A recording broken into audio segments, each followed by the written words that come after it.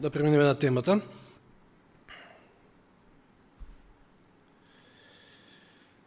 Јован 17:3. Што е вечен живот? А ова е вечен живот, Јован 17:3. Да те познаат тебе, единствениот вистински Бог и Исуса Христа, кого си го испратил. Значи, рековме од минатите предавања дека познавањето на Бога е еднакво. Ова е равенство. Јован ни дава едно равенство, Господ преку него. Познавањето на Бога е еднакво на вечен живот. И нормално и познавањето на Исуса Христа. Исто е. Во 8-то сведоштво на 280 страна Елен Вајд запишала: се што човекот треба и може да дознае за Бога е откриено во животот и карактерот на неговиот син. Се што човекот треба и може да дознае за Бога е откриено каде? Во животот и карактерот на неговиот син. И меѓу другото, Исус Христос дојде во таа мисија, стана како еден од нас, стана човек со таа цел, меѓу другото, да го обзнани Божиот карактер, да го обзнани Бога пред сите нас и пред целата Вселена. Затоа што ние сме на гледање на целата Вселена. И сега, ако се што треба и може да дознае човекот за Бога е откриено во животот и карактерот на неговиот син, тогаш треба здраво да се зафатиме што? Со проучување на Христовиот живот и карактер. И сега, кога го проучуваме Христовиот живот и карактер, каде најмногу ни е откриен неговиот карактер, а преку тоа и Божиот карактер? Пеевме убави песни. Да гледаме на крстот. На крстот Голготски. Елен Вајд вели, за жал не можев да го најдам тој цитат, не замете, не успеав, дали беше половина час, ама е еден час, мислам дека вели, барем по еден час дневно треба да размислуваме и проучуваме за последните часови од животот на Исуса Христа. Неговиот живот на оваа земја, нели? И нормално пред се за крстот, последните часови. Тоа е, неговите маки и неговата смрт на крстот. Барем по еден час дневно. И сега јас си играв малку математика, 24 години, ајде, на рамно ке ставам, сум адвентист. По 365 дена во годината, значи ја требало да поминам до сега 8760 или нешто повеќе од над 8800, 8 март сум крстен, па така да има уште нешто повеќе во 25-та година. 8760 дена, односно часа, толку денови сум адвентист, верник, тоа значи толку часа требало јас до сега да поминам во размислување за тие последни часови од Христовиот живот. И да речеме дека сум ги поминал, мада кој знае дали една десетина од тоа сум поминал, што е жалосно и за мене и за секој од нас, затоа што многу е битно да размислуваме за тие последни часови. Зато и светата вечера баш е таа која што не подсетува на тие последни негови часови, на крстот, на неговите маки. Но и толку време да сум посветил, колку ни е откриено преку крстот за Божиот карактер, колку можеме да дознаеме за Божиот карактер од крстот. Нешто Ивана, нешто спомна во самата поука, имаше еден сличен цитат, интересно е пак некако се поклопуваат некои работи, не случайно. Во Копнежот на вековите на 19 страна, вели се Елен Вајд, нашиот малечок свет е учебник за Вселената. Вселената, другите светови учат од ова што се случува овде. Божјата прекрасна намера, проникната со милост, тајната на спасоносната љубов е тема во која сакаат да проникнат и ангелите и која ќе се проучува низ бесконечните векови. 8760, колку рековме? Часа? Таа тема ќе се проучува низ бесконечните векови. Значи нема ни да брои. Милиарда часови, 2 милиарди, 5 милиарди. трилиони, не знам, илјади, што вика Библијата. Избавените, вели, и безгрешните суштества, и избавените од овој паднат свет, заедно со безгрешните суштества во Христовиот крст, ќе пронајдат своја наука и своја песна. И колку песни има за Христовиот крст. И колку слики има насликано за Христовиот крст. Но е интересно, ќе пронајдат своја наука, ќе проучуваат за Христовиот крст, колку може да открие Христовиот крст за Божиот карактер, преку таа безгранична жртва што ни ја даде Исус Христос. Пето сведоштво, 570 страна. Сета родителска љубов, внимавајте сега, збориме за Божиот карактер, а Бог е љубов. Значи збориме за љубовта. Агапе. Сета родителска љубов, која по каналите на човечките срца е пренесувана од поколение на поколение. Сета родителска љубов на милиарди луѓе што поминале родители на оваа земја. Сите извори на нежност, кои што се отвориле во човечките души, представуваат само едва и видливо поточе спрема бескрајниот океан, која ќе се спореди со бескрајната неисцрпна Божја љубов. Вау! Едно обично поточе. Како отиње во штип. Те го има, те го нема, по штипски. Поготово сега, веројатно го нема. Таа со зборови не може да се изрази, вели, Божјата љубов. Ниту со перо може да се опише. Не може да се нацрта воопшто. Можете за неја да размислувате секој ден. Еве го. Значи секој ден нели треба да размислуваме за Божјата љубов, за Божјиот карактер, посебно тие последни денови од Христовиот живот на оваа земја. Но можете вели да размислувате секој ден од својот живот. Можете ревно да го истражувате Светото писмо со цел за да ја разберете вистината. Можете да ги употребите сите сили и способности кои што Бог ви ги дал, но преку сето тоа постои бесконечност. Неверојатно. Таа љубов можете со векови да ја проучувате, а сепак никогаш потполно нема да можете да ја сватите сета ширина и должина и длабочина и висина на Божјата љубов. Колкава тоа ширина, колкава тоа должина, длабочина има Божјата љубов, ако не можеме да ја разбереме во сета вечност.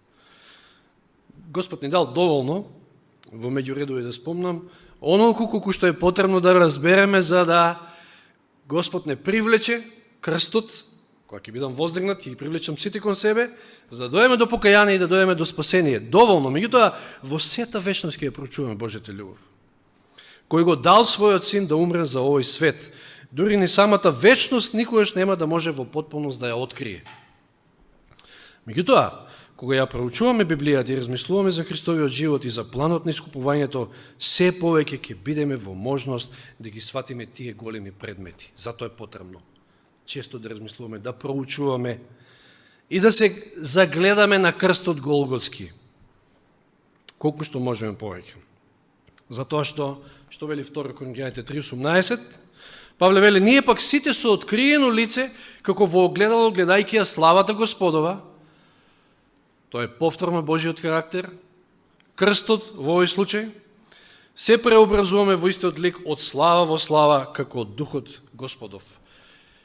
И минатиот пат спомнав, значи дека тоа познавање на Бога, тоа знаење што го стекнуваме за Неговиот карактер, тоа има и преобразувачка моќ врз нашите животи. Но ние треба да ги насочиме нашите умови таму, нашите мисли да се загледаме на крстот, да ја гледаме славата Господова откриена највеќе на крстот. Значи, токму крстот треба да зазема средишно место во секое наше проучување, поучување и проповедање. Не за џабе, рекол Павле повторно во Коринјаните, 1 Коринјаните 2:2, што вели, зашто решив, што? Да не знаме и вас ништо друго, освен Исуса Христа и тоа распнатиот. Најважната тема. Големиот Павле, толку многу посланија од него, половина од Новиот Завет, може да кажеме, негово дело, вели дека треба да се издигне и треба да секогаш централно место да заземе крстот. Прво Коринјаните, 1 глава, 17 и 18, истиот тој Павле вели, зашто Христос не ме испрати да крштевам, туку да го проповедам Евангелието и не со говорничка мудрост, за да не го изгуби Христовиот крст твоето значење. Не треба многу мудрост да се проповеда за Христовиот крст. Да се издигне Христос на крстот, не треба многу мудрост. Напротив, беле ќе направите, ако многу мудрувате. Зашто словото за крстот е безумство за оние кои пропаѓаат, а за нас кои се спасуваме Божја сила. Овие стихови ни кажува дека за Павле Евангелието е крстот. Тоа е таа Божја сила, која што менува. Но, додека Павле проповедал во негово време за Христовиот крст, го проповедал Евангелието, тоест, мајсторот, фалсификатор и манипулатор бил на сцена, како и секојаш, како и денес, за да направи се што е можно во негова моќ да ги одврати луѓето од примање на Евангелието. Од прифаќање на Евангелието. Таа преобразувачка сила. Всушност, нели Евангелието е сила, вели Павле во Римјаните 1:16, меѓутоа тоа е сила заради благодатта, заради самиот крст. Тука ја гледаме благодатта, тука ја гледаме Божјата сила, тука ја гледаме Божјата слава откриена. И сега, кога Павле вели дека словото за крстот е безумство во оној 18 стих од 1 Коринјаните, за оние кои што пропаѓаат, тој не зборува за крстот онаков како што бил сватен од светот, тогашниот свет. Туку зборува и мислел на крстот кој што бил прикажан во животот и смртта на Исуса Христа, Христовиот крст. Така ќе го нарекуваме, Христовиот крст. Затоа што светот имал друг крст. Ете, крстот не е од римјаните. Римјаните го имале, меѓутоа го користеле за најокрутна смрт, значи за најголемите злосторници ги убивале на крст, меѓутоа не е од римјаните крстот. Битни се принципите на овие два крста што ги спомнав. Значи, оваа проповед носи наслов два крста. И поставувајте си го прашањето кој крст ние го носиме, во кој крст ние гледаме и како сме дошле денес овде. Затоа што денес дојдовме пред Голготскиот крст, за да ја примеме крвта и телото Христово. Бидејќи без нив нема спасение, без таа жртва. Принципите на овие два крста се сосема спротивни едни на други. Помеѓу нив нема ништо заедничко, постои всушност голем антагонизам, непријателство. Едниот и другиот никогаш не одат заедно. Еве само еден момент, подосна малку и повеќе. Христовиот крст е символ на самопрегорната љубов, односно на самопожртвуваноста. Ултимативна декларација дека Бог нема да ги употреби своите неограничени моки да присили било кого да го следи Него. Нели Исус вели, земете го крстот и појдете по мене, следете ме. Меѓутоа тој тоа не го прави со сила. И самиот Христов крст е символ на неговата самопожртвувана љубов, а другиот крст е символ на себичноста. Тој пак е јасна декларација дека оние кои нема да му се подчинат на властодржецот ќе бидат казнети со страшни измачувања до истрбување. Како што римјаните го искористиле крстот, за жал потикнати, на нив не им сметал Христос, колку што им сметал на евреите и на свештениците пред се во тоа време. Зошто? Зато што било соблазна за нив. Крстот Христов бил соблазна. За едни и други беше безумство. За грците, за незнабожците. Значи, тој првиот крст, Христовиот крст бил проблем за мнозина. И е, во 1 Коринјаните 1 глава, подолу, значи од 22 до 25, познати стихови, Павле додави, вели, додека јудејците сакаат знаци, а грците бараат мудрост, ние го проповедаме распнатиот Христос, соблазан за јудејците, безумство за грците. А за самите повикани, дали тоа јудејци било грци, Христос, Божја сила и Божја мудрост. Тоа е Евангелието, тоа е Божјата сила. Да не го читаме 25-тиот. Сега некои велат, тоа така било во Павлово време. Но дали се има нешто сменето во наше време? Дали Христовиот крст е прифатлив и денес за денешниот свет? Нели денес секоја христијанска црква на своите зданија има крст? Крстот зема значено место, дори во католичката црква, главно место во сите церемонии. Се одвива околу крстот. Се чини како да крстот е општо прифатен, нели? Па да не зборуваме на врат, кој ќе обесат кој од кој е поголем крст, па обетки, па со крст. Се чини како да е прифатен крстот, но ако подлабоко се загледаме и проучиме, ќе дојдеме до заклучок дека Христовиот крст и модерниот христијански крст денес сушност се два различни крста. И дека и денес Христовиот крст е соблазан за едни, а за други безумство. Како што кажав, римјаните не биле тие првите, туку крстот е познат и бил познат уште од дамнини. Да се подсетиме во времето на Вавилон. Нимрод, знаеме, спомнате во Библијата, во 10 глава од Битие, не отварете, нема читаме кој знае што. Значи, уште времето веднаш по потопот, Нимрод се опишува во Битие 10 глава како првиот веле моќник на земјата, кој царуваше над Вавилон и на други таму регии се спомнуваат. И голем ловец пред Господа, односно против Господа. Убивал лавови со голи раци. Голем човек, храбар, силен, меѓутоа немал никаков респект за Бога. Умрел доста млад, во насилна смрт, и тоа Семирамида, неговата жена, и другите мокници во Вавилон го прикажале како доброволна смрт од негова страна, жртва.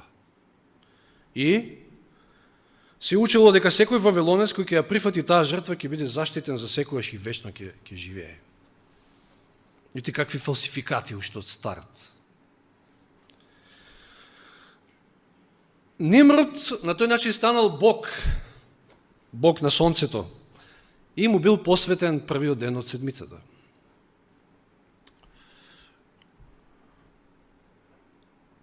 Случајно? Не е ништо случајно. По некое време блудната Семирамида раѓа син, кога го прикажуваат како реинкарнација на Нимрод. И му го даваат името Тамуз. И со тоа и Тамуз е бог, зазема место на бог, и се среќа во најразлични незнабожки религии, со различни имења. И знаете, секој човечки систем избира символ, под кој што ќе биде препознатлив, и тие уште тогаш, според првата буква од името на Тамуз, го избираат крстот. И низ годините потоа може да се сретнат најразлични форми на крст, на крстови, на различни пагански религии, системи и така натаму и така натаму. Но, како што кажа пристоен и денес, во модерниот Вавилон, на самите наметки на свештениците, во нивните церемонии и така натаму и така натаму. Значи, како и во времето на Павле, така и денес луѓето од најразлични религии можат да се исмеваат на тие зборови на Павле и да речат: чекај бе, какво безумство, каква соблазан, крстот денеска е општо прифатен. Тоа би го рекле денеска католиците, протестантите, православните, значи целиот христијански свет. Но работата е во тоа што Павле од една и грците и останатите, зборувајќи според јазикот што тој го користи, од друга страна, мислеле на два различни крста. И денес ништо не е сменето. Христовиот крст е се уште безумство и соблазан за луѓето. Значи, што е крстот? Како предмет, две вкрстени дрва и добивате крст. И нема некаква разлика од оној Христовиот до Вавилонскиот, ќе го наречам. Пошто од таму тргнал. Но обата имаат длабоко символичко значење и се спротивни еден на друг, како што кажа. Постои голем антагонизам меѓу нив. Во Божјата вистинска религија крстот е израз, откровение на Божјиот карактер. Додека другиот крст, оној фалшливиот, е одраз на човечкиот грешен карактер. И иако крстот како символ не постоил се до Вавилон, нели рековме, и Тамус, нели, сепак неговите принципи ги поставил уште самиот Луцифер на небото. Зборував минатиот пат, нема тука многу да должам. Што е тоа што сакал сатаната, Луцифер? Која му била целта? Што посакувал? Да биде тој Бог. Пред се зависти љубомората биле несочени нели кон Божиот син. Зошто тој да нема таква позиција, а синот да има, па си рекол таму и застанав мината сабота, Бог гледа на лице. Бог е пристрасен. Го обвинил за пристрасност. Крстот, како носител на Божјата порака, Христовиот крст до универзумот е израз на оној дух кој сака благослов и спасение за другите, па која и да е жртвата што ќе ја поднесе тој Спасителот. Без оглед на, на тоа колку Спасителот ќе го чини тоа. Тоа значи носење на крстот Христов и одење по Христа. Самопожртвувана љубов. За доброто на другиот, додека символот на сатаната, крстот како символ на сатаната, е израз на себичен дух, како што и погоре рековме, кој бара благослови и предности за себе, без оглед на тоа колку тоа ќе ги чини другите. Затоа тоа е сушта спротивност, не можат еден со друг воопшто да одат. И знаете кој е духот денеска, гази се пред себе, за да дојдеш до позиција, до власт, за да имаш власт, за да имаш контрола над секого, па што е ова што се случува? Се е за контрола, не за нешто друго. Дори ако помислиме вака, сега така ми дојде мене на ум, вертикала и хоризонтала, нели имате на крстот, и сега Христовиот крст, што значи вертикалата? Поврзано со Бога, или љубов, љуби го Бога и љуби ги ближните. И тоа е едно, без друго не оди. А што би значил сатанскиот крст или вавилонскиот крст? Да бидам како Бог, за да владеам над сите.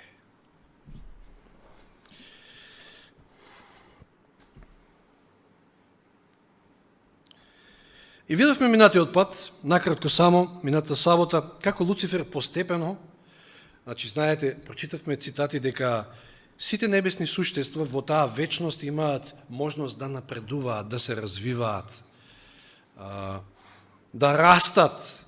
Но Луцифер постепено, значи, мислејќи дека заради тоа што има највисока позиција веднаш до божеството, си почнал да си замислува, какви се почести тек ќе му бидат дадени, почнал да се возгрдевува. Чекор по чекор се нашол во таква ситуација да мисли дека е супериорен над Бога и вниманието од кон Бога го свртал на себе и сето она, сите оние негови достигнувања, сето богатство, нели ради своето богатство што вели таму, се возгордеа како беше падна, заради својата убавина се возгордеа, сето тоа е негово. Но кога Исус ќе дојде на земјата, ќе се најде среде народ, кој што е негов народ, меѓутоа народ што не го прими, за да, дали народ кој што беше избран за да ја шири таа вистина за Бога и за неговиот карактер, кој што наместо тоа што потонаа во истата замка како и Луцифер, власт, моќ, за мене, пари и така натаму. Ако си против власта и имаш поинакви идеи, ќе завршиш трагично, ќе завршиш на крст. Типична вавилонска филозофија, како што погоре нагласивме, вавилонскиот крст е тоа. Сега Исус доаѓа во такво едно време, среде својот народ да го покаже Христовиот крст, самопожртвуваноста за доброто на другите, без да се штеди себе си. И затоа тогашните црковни лидери виделе опасност во тоа негово влијание, заради својата позиција и моќ. И заради тоа, таа филозофија, таа нова филозофија, тој Христов крст да не бил соблазнителен. Соблазна. И целиот Христов живот, кога ќе го проучувате и гледате, оди во тој правец, да го покаже Божиот карактер. Еден нов правец на живење, спротивен на оној кој што светот го познал до тогаш. За жал, западнал во таква една ситуација, не дека овој правец не бил претходно презентиран, па затоа и го нарекле нововерец. Меѓу другото, внесува сега некое ново учење, нешто ново, затоа што тоа ново што го велеле, тоа е оригинално, тоа било затрупано со разноразни човечки мудрувања, религиски обреди и така натаму, и сето тоа со свртеност кон себе, а не кон Бога, и желба за моќ, за власт и така натаму. И видите како копнежот на 20 страна што вели, продолжеток на цитатот што претходно го читав, вели: избавените и безгрешните суштества во Христовиот крст ќе пронадат своја наука и своја песна. Ќе видат дека славата што блескоти од Христовото лице всушност е славата на неговата самопрегорна љубов, самопожртвуваност. Во светлината од Голгота ќе се види дека законот на таа самопрегорна љубов е закон на животот. Што е закон на животот? Самопрегорната, самопожртвуваната љубов, Христова, Божја, е закон на животот. Ако сакате да живеете, постапувате по тој закон. И вели, за земјата, ама и за небото. Тоа е истиот тој закон. Закон на љубовта, закон на животот. Законот на љубовта всушност значи закон на животот. Кој што и таму владее, и тука. Имал замисла, Господ сака да владее. Дека љубовта која не го бара своето, има свој извор во Божието срце. И видите, очигледна е таа разлика меѓу овие два крста. Љубовта која што не го бара своето, се жртвува за доброто за другиот, за благослов на другиот, за спасение на другиот, а од друга страна себичноста. Да изгази се што можеш за да придобиеш за себе власт, моќ и така натаму, за да владееш над останатите. На штета, на најголема штета колку што е можна повеќе на другите, само за да јас успеам. Ѓавол постојано се обидува да ја наметне таа своја филозофија, да го спречи Христа во објавата на неговиот крст, и доаѓаме кај она искушение во пустината во Матеј 4 глава 8 и 9, кај што ѓаволот го одведе на многу висока гора и му ги покажа сите царства на светот и нивната слава. И му рече: ќе ти го дадам сето ова, ако паднеш и ми се поклониш. Сето ова и онака е моја, уште ти да паднеш да ми се поклониш. Што сака? Што му нуди ѓаволот? Царство и власт над сите. Царства и власт над сите, над сите царства. Цел свет. Сушност му предлага да се одрече од својот самопожртвуван живот за доброто на другите и да ги прифати сатанските принципи. Живеј за себе, приграби колку што можеш, без оглед на цената која што треба да ја платат другите.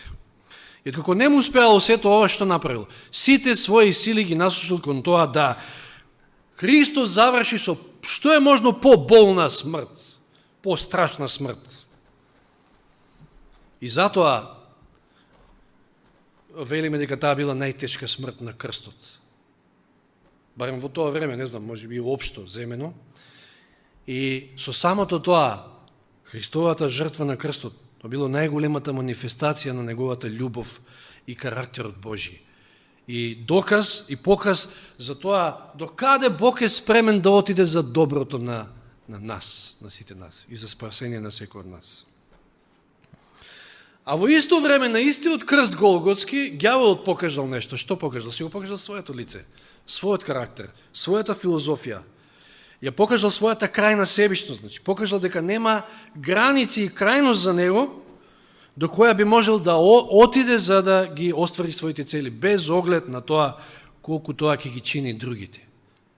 Всушност на Голготскиот крст, кога гледаме, тук има два крста. Христовиот, а од друга страна сатанскиот, римскиот, како сака да кажете, нели, вавилонскиот.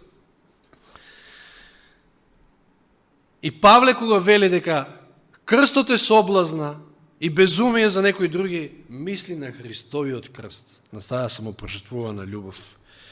И кога во Матеј 16:24 Исус го упатува оној повик, ако некој сака да врви по мене, нека се одрече од себе си и нека го подигне својот крст и нека ме следи. Ова не е повик, не е упатувал повик да земеме сега две дрва да ги заковаме и да ги влечеме, или не знам што, или да обесиме на нашиот врат некој крст и така натаму. Туку ова е повик да го отфрлиме еднаш за секојаш вавилонскиот крст. Да го земеме Христојот крст, кој што се уште е соблазна за едни и безумија за други. И затоа ќе ве прават и вакви и такви улави, и забегани или не знам што, затоа што не се вклопувате во таа филозофија на светот наоколу. Љубов која што не го бара своето.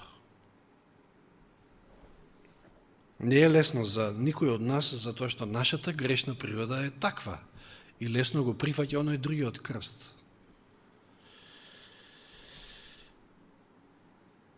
Самопожртвувана љубов. Па добро, може, ама колку што може помалку тоа, жртвата да биде помала, колку што може помалку. Меѓутоа, Исус не се штедел за наше спасение. И да прочитам пак оној цитат, накратко копнеж од 20 страна. Во светлината од Голгота ќе се види дека законот на таа самопрегорна љубов е закон на животот за земјата и за небото. Повикот денес е да го ставиме Вавилонскиот крст, да го земеме Христојот крст и да го следиме ако сакаме живот вечен. Нека му е слава на Господа за сета негова жртва, за се што направил за наше добро, за наше спасение, за наш благослов, доека сме уште и на оваа земја. Амин.